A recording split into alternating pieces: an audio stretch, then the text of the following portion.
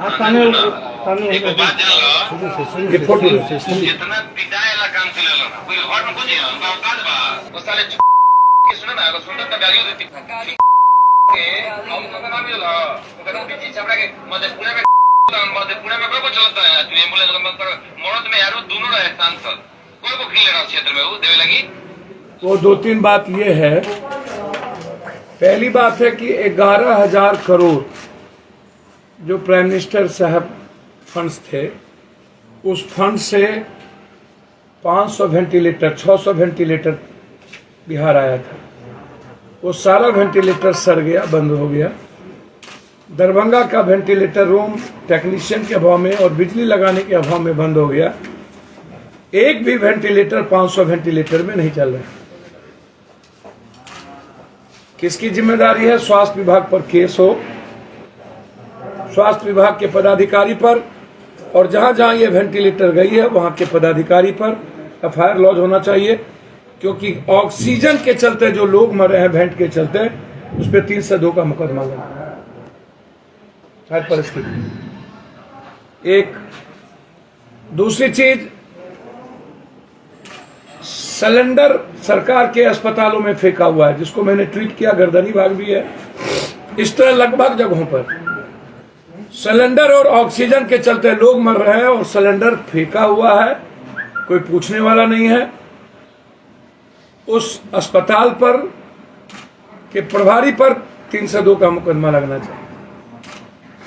तीसरी चीज, दरभंगा डीएमसीएच या बक्सर, लगभग जगहों पर सरकारी अस्पतालों में एम्बुलेंस जो खरीद के दिए थे लोग, वो आपको आश्चर्य होगा, पदाधिकारी या सरकार के पैसे, जनता के पैसे या एमपी लैट्स 32 लाख का एक एम्बुलेंस जस का तस फेंका हुआ है।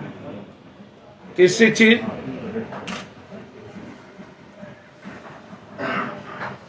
अभी तक अब स्थिति यह है कि पटना के नर्सिंग होम हॉस्पिटल लगभग जगहों पर मारपीट कर रही है। आज भी प्राइवेट नर्सिंग होम अटेंडेंट को मारा। ईश्वर दयाल में हमने दोनों बात डीएम साहब को भेज दिया है। ईश्वर दयाल के डॉक्टर्स का भगना है राहुल, उसने रात में राजीव नाम के पेशेंट को जबरदस्ती आईसीयू रूम में धमका करके बाहर कर रहा था। पत्रकार नगर के थाने को मैंने फोन किया, वहां पर उनको भेजा। डीएम साहब को मैंने ट्वीट किया। लगभग जगहों पर अब स्थिति यह है कि धमका करके पैसे लिए जा रहे हैं और थाना कोऑपरेट कर रहा है। मैंने जब बाईपास के थाना प्रभारी को फोन लगा के भेजा, अभी वो लड़का आया हुआ जिसको बड़ी मार मारा, उसकी मां वहां एडमिट है, यहां के बाद मैं वहीं जा रहा हूं। बहुत मार मारा, ये स्थिति है।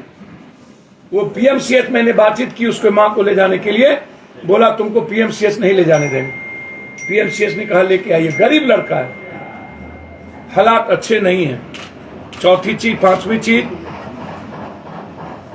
सरकार के पदाधिकारी रेमडेसिविर को बेच रही है। लगभग बड़े अस्पतालों में 78-90 रेमडेसिविर भेजा जा रहा है। अंतिम चीज जो सबसे क्लियर है वह है एनएमसीएच और पीएमसीएच। डॉक्टर्स के केयरिंग नहीं होने के चलते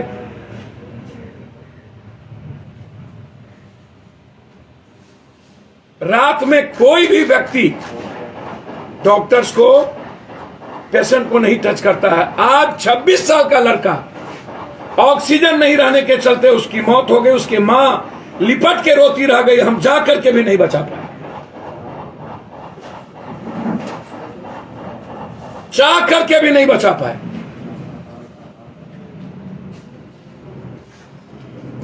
सातवीं चीज,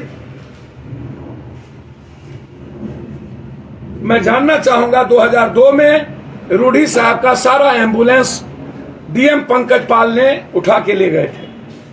क्योंकि रूडी साहब के एम्बुलेंस के बारे में पाल साहब ने साफ लिखा है, आज अखबारों में कई सोशल मीडिया पर लिखित क्लियर है कि उन्होंने कहा था कि एम्बुलेंस निजी कामों में लगाए जाते हैं और ये अथॉरिटी नहीं है, इसलिए उन्होंने लगा ली। अंत में राबड़ी देवी जी से मिलकर के 7 दिनों के बाद पंकज पाल डीएम का ट्रांसफर रूडी जी ने करवा दिया। हम उसकी भी जांच चाहते हैं कि क्या सांठगांठ थी। 7 दिनों के अंदर पंकज पाल का क्यों हुआ ट्रांसफर? नम्मी चीज जो सरकारी पैसे से खरीदे गए एम्बुलेंस, उसमें ऑक्सीजन था लगा हुआ, जीपीएस था, सारी चीजें भेज दी गई। उनके लोगों ने एक भी ऑक्सीजन नहीं है, जांच करा लीजिए आप, एक भी ऑक्सीजन, एक भी ऑक्सीजन। और जब से नीतीश कुमार जी की शराबबंदी हुई है, एम्बुलेंस से शराब ढोए जा रहे हैं, गांव गांव शराब पहुंचे जा रहे हैं, गांव गांव गांव गांव। जो बालू का ढोया हुआ है वो उनके घर के आगे का है। जांच कर लीजिए, इनका रोड जांच कर लीजिए, घर को जाके देख लीजिए। हम देश के सारे पत्रकार और वर्तमान जज से इंक्वायरी की मांग करते हैं।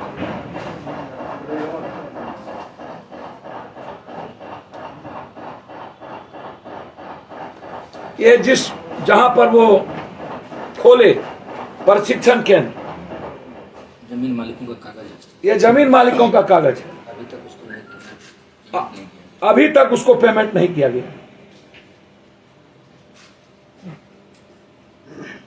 उम्रावती देवी, ये कागज आप लोग को अभी हम भेज देंगे, उस पर स्किल, ये कंपनी है, इसी कंपनी के नाम से स्किल बना। सामने दिखा जाए, ये कंपनी उनके निजी आदमी का है, सारे पैसे उनके कंपनी ने उठाए, मुंबई से लाया, जो बम्बई के प्रभारी थे और बम्बई से ही लाया गया था। ये है अशोक सिंह और एक है दामोदर सिंह। सर सामने देखिए, अशोक सिंह, दामोदर सिंह और देवी, तीनों की जमीन का 1 रुपया नहीं दिया गया। ये मेरे पास कागज है, इसकी इंक्वायरी मैं चाहता हूं। मैं आदरणीय मुख्यमंत्री जी से पूरी जांच चाहता हूं, वर्तमान न्यायाधीश से। मैं आदरणीय मुख्यमंत्री जी से जांच चाहता हूं कि पंकज पाल डीएम 2002 के बाद जब एम्बुलेंस ले लिए तो फिर रूडी जी के पास एम्बुलेंस कैसे गया? उस एम्बुलेंस का जीपीएस से लेकर के ऑक्सीजन सिलेंडर कहां गया? और इतने दिन ड्राइवर को किसने तनख्वाह दी? और बालू भरने वाला वो जगह रूडी जी के घर के आगे का है, वो जांच अभी करिए और एफआईआर लॉन्च करिए। पप्पू यादव जब गए थे, मेरे साथ मनीष वहां थे, मेरे साथ पत्रकार वहां थे। जिन लड़कों ने केस किया है, मैं मांग करता हूं वो लड़का वहां पर कि आप अविलंब आईजी हेडक्वार्टर से जांच करा लें। वो लड़का वहां नहीं था, उसका मोबाइल कहां था, वो लड़का कहां था, और सीसीटीवी कैमरा में वो लड़का नहीं था। यदि गाड़ी तोड़फोड़ हुई तो उसी दिन केस क्यों नहीं हुआ? 24 घंटे के बाद केस क्यों हुआ? क्योंकि रात में उनको तोड़ना था गाड़ी शीशा। यदि उसके हाथ में चोट लगे तो 24 घंटे के बाद उन्होंने बैंडेज क्यों चढ़ाया, जब वो वहां था ही नहीं उनको, और उससे केस करवाया गया?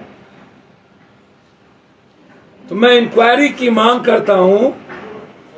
यदि एक भी वर्कर गाड़ी को टच किया हो और किसी से तुम भी हुआ हो तो मैं राजनीति से संन्यास ले लूंगा, अन्यथा रूडी जी आप राजनीति से संन्यास लीजिए। और मैं चैलेंज करता हूं, या तो इसकी जांच सीबीआई से हो, या वर्तमान न्यायाधीश से हो, या आईजी हेडक्वार्टर से नीतीश कुमार जी करें, मैं मांग करता हूं। बहुत क्लियर है। अब आप इनको कैसे धमकी मिल रहा है ये सुनिए। उनके पीए कौन है, निकालिए। पीए नहीं, उनके जो खास लोग सब हैं वो लोग, पहले तो हम लोग जब गए वहाँ पे तो हम लोग ऑडियो सुनाइए, पहले ऑडियो सुन ली। ऑडियो है जी जी, आवाज बढ़ाओ। आप सामने एक बात जान लो, ये फोटो जितना पिटाए वाला काम चले ना, कोई घर में कुछ नहीं औकात बा।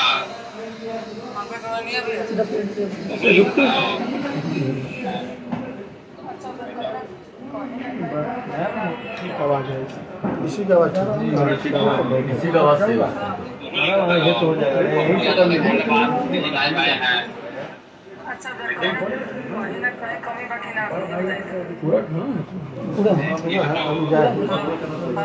गाड़ियों देती खूब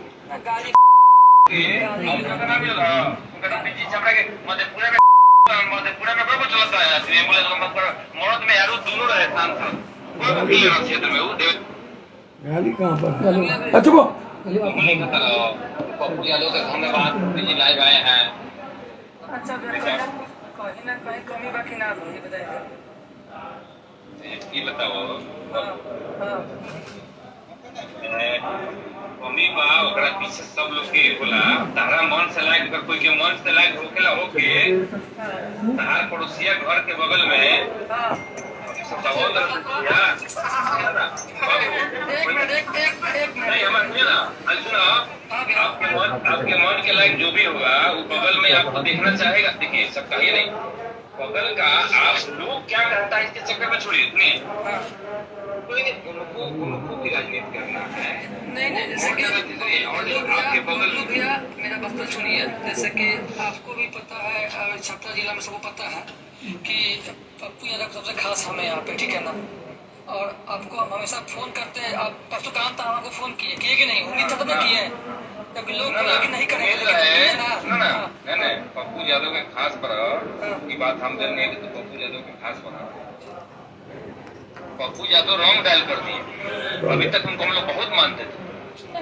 रॉन्ग डायल क्या बात है बताइए ना। सुनो ना, बताओ तो रॉन्ग डायल की बात नहीं होता क्या? वो साले की सुनो ना, अगर सुनता तो गालियों देती गाली के हम लोग नाम मिला अगर पीछे छपरा के मधेपुरा में कोई को चलता है एम्बुलेंस मरद में यारो दोनों रहे सांसद, कोई को खिल लेना क्षेत्र में वो देवे लगी लंबा घूमता है तो चोर तिहाड़ जेल में बंद रहे, साला सजायाफ्ता आदमी उसको चल नहीं हो रहा था, क्या बात करेगा वो?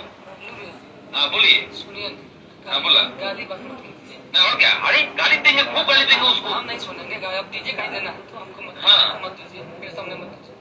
हाँ ना सुना, एक बात जान लो, बोलिए ना भैया। जितना पिटाए वाला काम कर लो ना, कोई घर में कुछ है उनका औकात बा, जानकारी लेके आई ना, चैलेंज उसमें है ना, चैलेंज है तो कह क्या है ना, चोरी चुप के क्या आता है ना तो अगर उसको नेतागिरी करना है तो कह क्या है ना, खुला चैलेंज है।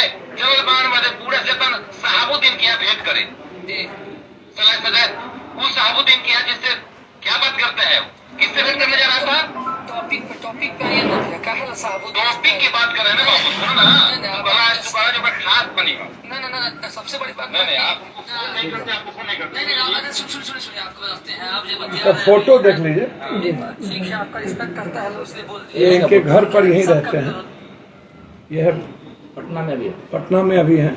राजीव प्रताप के रूडी के घर में क्या नाम है इनका? बबलू चौक। सामने देखिए, सामने फोटो बड़ा करिए, फोटो को बड़ा करिए। ये बबलू चौबे जी हैं, ये माँ बहन पप्पू यादव को और औकात बता देंगे, दिखा देंगे। इनको यहीं से छिड़िए, बड़ा गाली दे करके लीजिए ना भैया, ये ना बड़ा हो जाएगा। मनीष जी इधर दिखाइए, मोबाइल बड़ा है, लॉक किए हुए हैं। पप्पू जी के सामने दिखाइए, अब ये सर सामने देखिए। अब इनके तरफ हमारे लोग माँ बहन तो नहीं करेंगे, झंझट करने नहीं जाएंगे। हमारे माँ बहन को गाली देने से एम्बुलेंस मिल जाए। अब इनको क्या धमकी दिया, आज रूडी जी के दामाद ने इनको क्या लिखा है वो दिखाए, संभाल के रहिए अपने दामाद, अभी मैसेज किया है, हिसाब से रहिए अपने दामाद। ठीक है।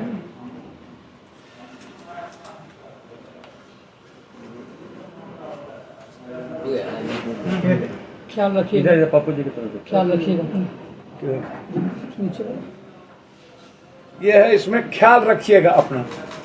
रूढ़ी जी के जो अभी शादी हुई है दामाद में, सर एक जगह रखिएगा। क्या नाम है उनका दामाद? अभिमन्यु त्यागी।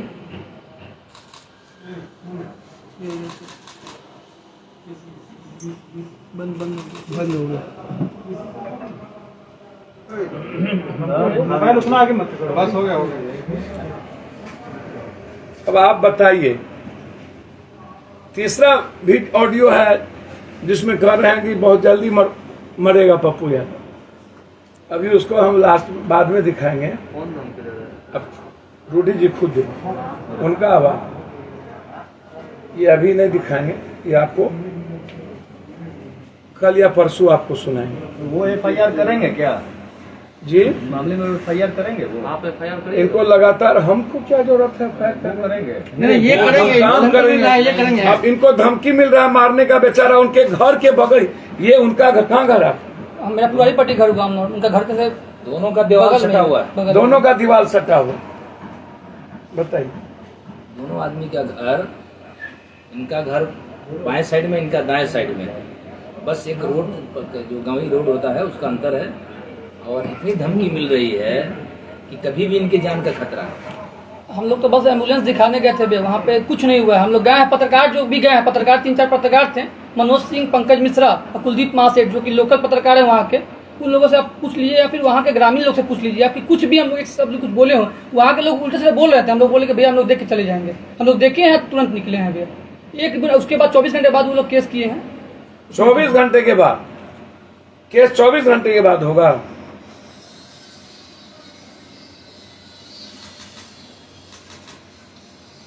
तो पप्पू यादव के मार देने से रूढ़ी जी आपको सकून मिल जाए गाली गलौज करने से। हम जवाब कोरोना में हम लोगों की बात करें कि हम रूढ़ी जी का जवाब देते हैं। अब ऐसे लोग भी जिनको कुत्ता ना पूछे वो भी धमका करके हमारे नाम से गाली गलौज कर रहा हो, तो चलिए मैं सिर्फ इतना कहूंगा कि सरकारी सारे एम्बुलेंस चल रहे हैं।